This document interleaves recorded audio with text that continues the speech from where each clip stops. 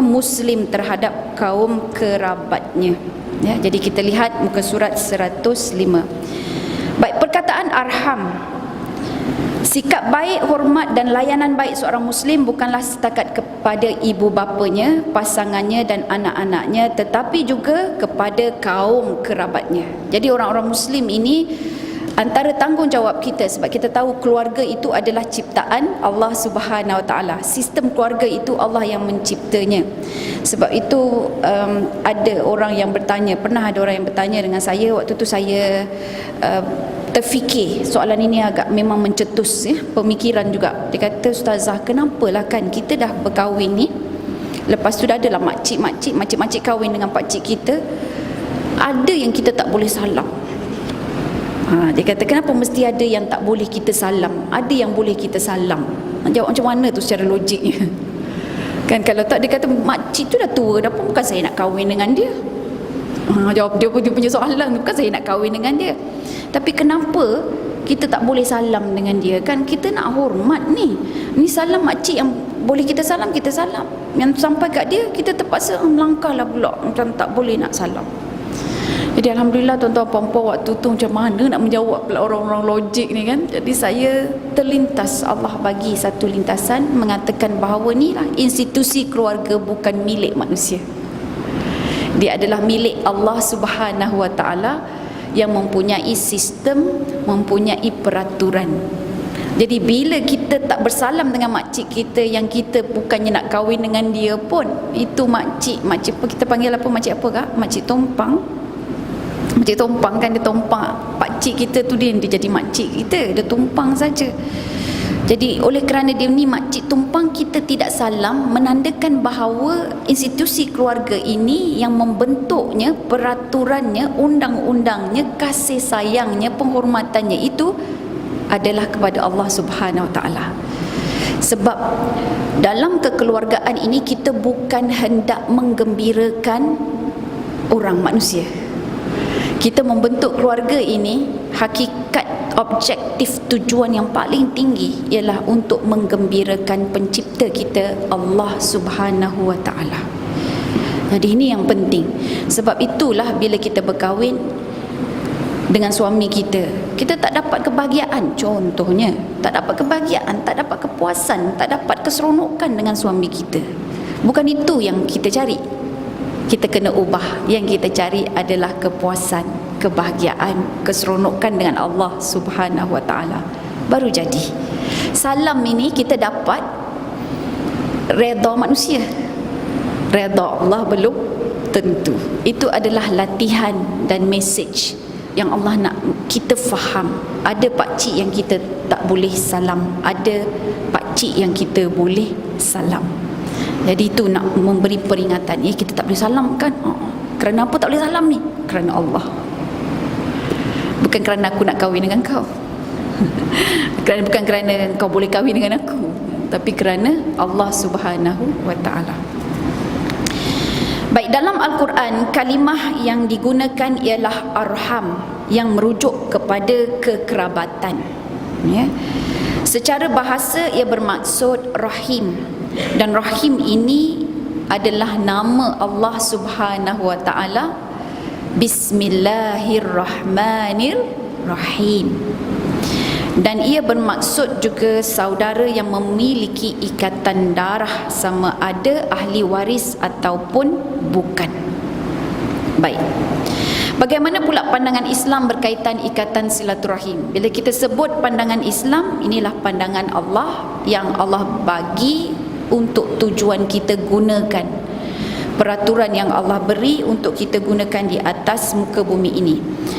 Perenggan yang pertama, Islam menganggap ikatan silaturahim ini tidaklah sama dengan yang ada dalam agama lain atau isma-isma lain. Ia menyuruh umatnya agar mengukuhkan tali silaturahim dan mengutuk orang yang memutuskannya. Jadi silaturahim ini bukan setakat keluarga kita sahaja, tetapi yang adik-beradik lah, datuk saudara, nenek saudara dan sebagainya. Pagi ini tuan-tuan puan-puan, saya dapat berita datuk saudara saya meninggal. InsyaAllah tolong doakan saya lepas habis ni saya selamat terus nak pergi ke Kelang lah, yang menziarah. Baik, Jadi di dalam Islam kita mempunyai sistem kekerabatan sendiri dan lain daripada agama lain. Betul tak? Kalau agama lain tu macam pakcik, makcik, pakcik anak saudara, semua salam, tak ada masalah pun. Betul tak? Dan sehinggakan kita, kaum Islam kita ni, kaum muslimin kita pun yang tak biasa ni, dia akan pelik, kenapa dengan acik tu salam dengan kita tak salam? Kan dia tak perasan, dia tidak terdedah dengan ilmu itu. Sesungguhnya tidak ada bukti yang paling besar betapa Islam menekankan ikatan silaturahim ini selain daripada gambaran yang diambil daripada baginda Rasulullah sallallahu alaihi wasallam yang menerangkan bahawa silaturahim berdiri di alam makhluk dan berlindung kepada Allah daripada yang diputuskan, maka Allah mengabulkan permintaannya sehingga dia mengasihi mereka, menyambung silaturahim dan memutuskan mereka yang memutuskan silaturahim. Hadis diriwayatkan oleh Abu Hurairah, Rasulullah sallallahu alaihi wasallam bersabda, Allah mencipta alam ini dan bila dia telah selesai, silaturahim berdiri lalu berkata, telah berdiri suatu yang memohon perlindunganmu dari diputuskan. Allah berfirman, ya, apakah kamu suka sekiranya aku menyambung orang yang menyambung kamu dan memutuskan orang yang memutuskan kamu? Ia berkata, ya Allah. Ia berkata, ya. Allah berfirman, maka doamu dimakbulkan. Kemudian Rasulullah sallallahu alaihi wasallam berkata, jika kamu suka, bacalah dalam surah Muhammad ayat 22 hingga 23, maka apakah kiranya jika kamu berkuasa, kamu akan membuat kerosakan di muka bumi dan memutuskan hubungan kekeluargaan. Mereka itulah orang-orang yang dilaknati Allah dan ditulikannya telinga mereka dan dibutakannya penglihatan mereka.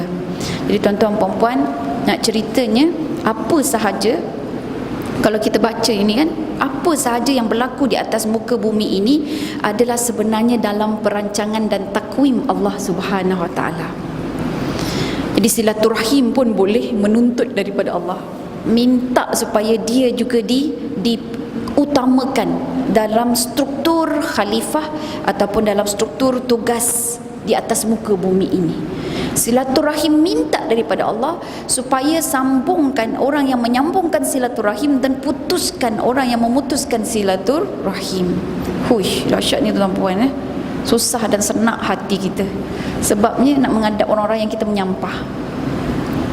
Kadang-kadang daripada adik-beradik sendiri, ipar dua sendiri, ya.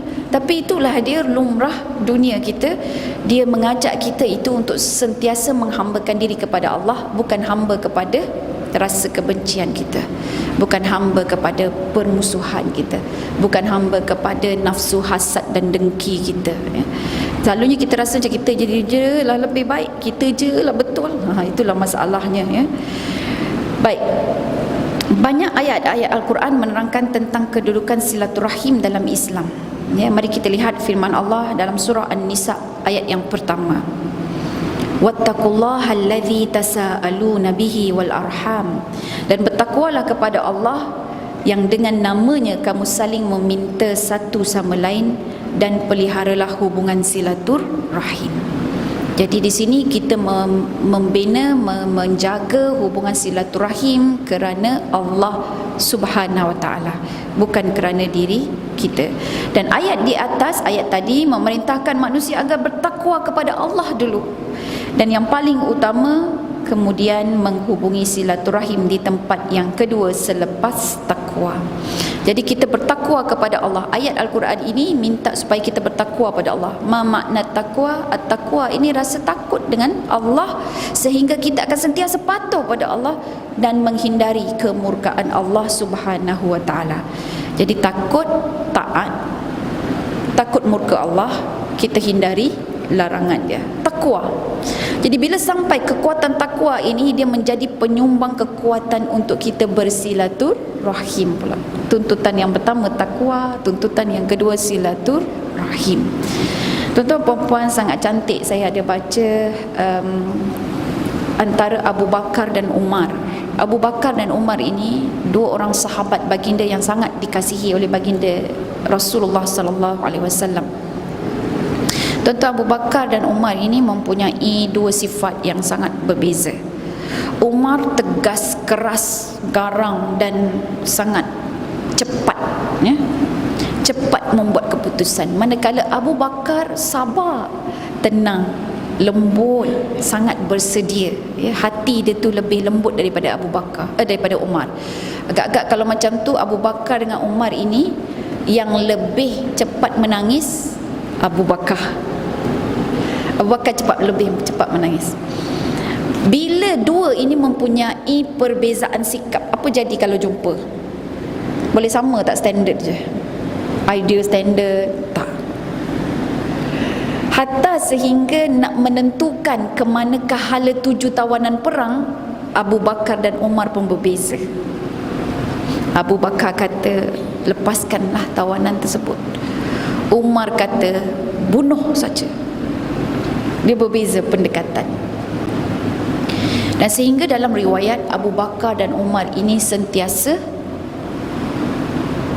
salah faham.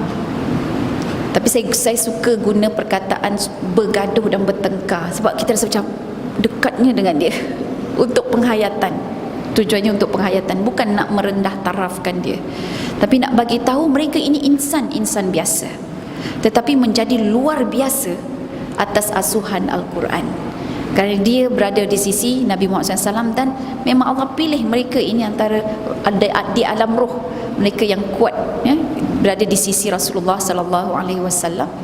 Dan bila kita faham tu, barulah kita akan kata patutlah dia berada di sisi Rasulullah, patutlah Umar berada di sisi Rasulullah SAW, patutlah Abu Bakar hidup di zaman Rasulullah. Bila kita faham dia sebagai manusia biasa, dan kita akan sambut pula, patutlah aku tak duduk bersama dengan Nabi, patutlah aku duduk selepas 1400 tahun di sini. Sebab apa? Sebab kita faham dia punya kekuatan menjiwai, tetapi mereka ini insan biasa. Bergaduh dua-dua tuan-tuan perempuan, sehingga kan bila turun surah Al-Hujurat itu, dalam salah satu riwayat asbabun nuzul kenapa diturunkan surah Al-Hujurat adalah kerana salah satunya Abu Bakar dan Umar ini sering bergaduh. Ada satu kumpulan, satu grup rombongan nak datang berjumpa dengan Nabi Muhammad sallallahu alaihi wasallam. Berjumpa dengan Nabi, jadi Abu Bakar tahan, buat apa nak jumpa ni? Dia kata kami nak memeluk Islam. Okay. Dan kemudian Abu Bakar lantik seorang ketua untuk jadi juru cakap berjumpa dengan Rasulullah sallallahu alaihi wasallam. Lepas tu berjalan lagi, jumpa Umar pula. Ditanya dan bercakap sekali dengan Umar, berbincang. Umar lantik ketua, tapi yang lain pula. Masalah dua ketua untuk satu grup. Jadi kemudiannya mereka nak selesaikan, dua ketua ni nak selesaikan, berjumpa balik dengan Abu Bakar dan Umar. Last sebab Abu Bakar dengan Umar pula bergaduh. Abu Bakar kata kau selalu je nak menyalahi aku, kau selalu je tak setuju dengan aku. Umar pun kata engkau yang selalu cari pasal dengan aku. Di luar bilik Nabi, sebelum berjumpa dengan Nabi, turunlah ayat tegur supaya tidak mengangkat suara fauqa sautun Nabi Muhammad sallallahu alaihi wasallam. Jangan angkat suara mengatasi suara Nabi. Dan kemudian tuan-tuan puan-puan, bila bergaduh sahabat ni, duduk sahabat ni, Rasulullah yang ke hadapan tanya, ni apa masalah ni, apa masalah ni? Abu Bakar dengan Umar kan, apa masalah? Dan kemudian apa Abu Bakar jawab? Ya Rasulullah, aku yang bersalah. Dia sentiasa akan meminta maaf dengan Umar terlebih dahulu. Jadi nak ceritanya tuan-tuan perempuan, bukan nak kata Abu Bakar lebih daripada Umar ke, Umar lebih baik daripada Abu Bakar ke, tapi nak ceritanya ini adalah sifat dan sikap sahabat-sahabat, yang sifat dan sikap itu ada pada kita. Tetapi kita akan menjadi insan yang luar biasa itu kalau kita mampu untuk menyejaki para sahabat dalam soal kemaafan, dalam soal mengutamakan Allah, dalam soal mengutamakan Rasulullah berbanding kepentingan diri. Masalah kita sekarang ini, saiz kepentingan diri kita ini lebih besar daripada segala-galanya, sehingga kita khawatir kepentingan diri kita, kepentingan perut kita, kepentingan poket kita, kepentingan tekak kita tuan-tuan perempuan, dan juga nafsu kita itu melebihi kepentingan Allah Subhanahu wa taala. Kita tak sanggup berkorban. Dan inilah antara cabaran yang paling besar dalam membina silaturahim. Pembinaan silaturahim itu sebab apa? Sebab banyak sangat kepentingan diri ni. Adik-beradik ya. Dulu kita tahu perangai dia kecil-kecil tu, suka mencuri tu, nasib mak tak tahu, aku lah yang cover. Kan dia dah besar tu, benda tu kita simpan, kita compile pun, kata dia tu lah dulu. Kan jadi kita judge mereka dengan past story ataupun past experience, dan benda tu masih dalam kepala, dan kita tengok dia forever young. Dia tetap adik walaupun umur dia 50 tahun. Kan masih panggil adik lagi walaupun umur 50 tahun. Adik umur dah 30 tahun, 40 tahun, panggil adik juga dengan kita ni. Jadi tetaplah adik sampai bila-bila ya.